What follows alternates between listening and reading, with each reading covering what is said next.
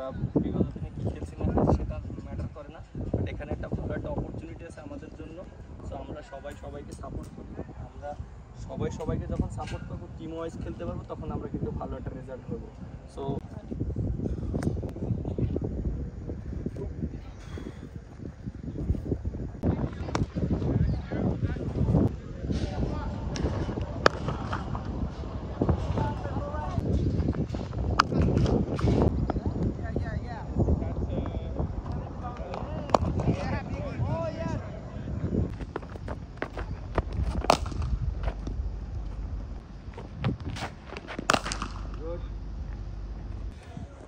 Global super league এটা আমার প্রথম কোনো বাইরের ফ্র্যাঞ্চাইজি ক্রিকেট লিগ ছিল।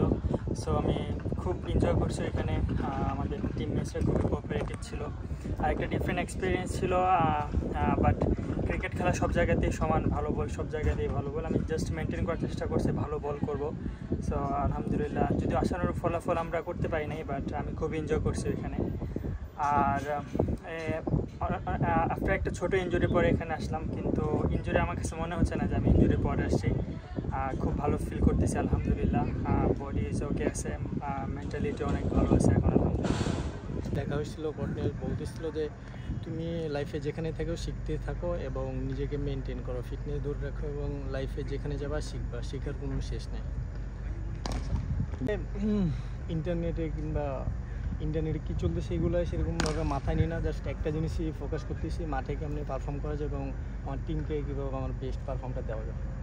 যখনই খেলতে নামি চেষ্টা থাকে কিংবা ওরকম মাইন্ডসেট নিয়ে নামি যে টিমকে আমার বেস্টটা দিব, তো টিমকে বেস্টটা দিতে পারছি আলহামদুলিল্লাহ, ভালো লাগছে। মাঝে কাছে থাকতেছি, সেই কোচের আন্ডারে কাজ করতেছি, নতুন কিছু শিখতেছি, যে কোনো দেশে যাইতেছি ওই সব দেশে কন্ডিশনে নতুন কিছু শিখতেছি। তো শিক্ষার কোনো শেষ না, আমি এখানে এসে শিখলাম যে এই ওয়েদারে কিংবা এই ওয়েস্ট ইন্ডিজে উইকেটে কেমন বল করা উচিত কিংবা কেমন লাইন নিতে বোলিং করা উচিত, তো অবশ্যই শিখতেছি সব জায়গায়। আমার অবশ্যই জামাইকাতে লাস্ট ম্যাচ শেষ হওয়ার পরে কর্নেল বলতেছিল যে তুমি নিজের খেয়াল রেখো এবং নিজের প্রতি যত্ন নিও, ফিটনেস এবং শিখতে থেকো, শেখার কোনো শেষ নেই। মাঝখানে